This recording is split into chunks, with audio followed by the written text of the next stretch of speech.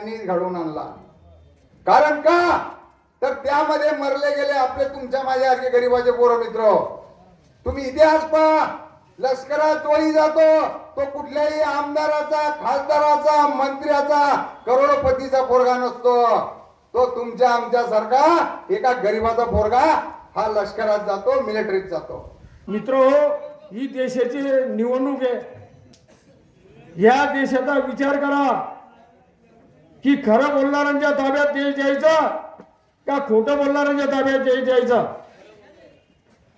अरे काँग्रेस सरकार राष्ट्रवादी सरकार होतं. आठवण करा 2008-2009 मध्ये 72,000 कोटीची कर्जमाफी पूर्ण देशामध्ये केली. एक कागद सुद्धा तुम्हाला आपल्याला जोडावा लागला नाही. हो, खरं सांगा, शपथ घेऊन. आणि आताही आमचं वचननामा आहे, सरसकट कर्जमाफी. पवार साहेब बोलले, राहुल गांधी बोलले की एक कागद सुद्धा जोडायचा नाही, ऑनलाईन ने ऑनलाईन ने. अरे हे इतके आरामजादे निघाले राज्यकर्ते.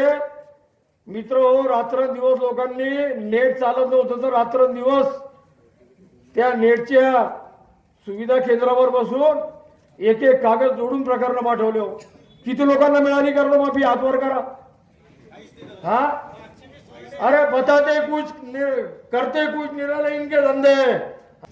चौकीदार चौकीदार. आणि काय लोकांना शिकवतील हो, काय किती दिवस लोकांना बनवतील हो. अरे लोक तुम्हाला बनवतील. 5 वर्ष तुम्ही सगळ्या घटकांना गाजर दाखवले,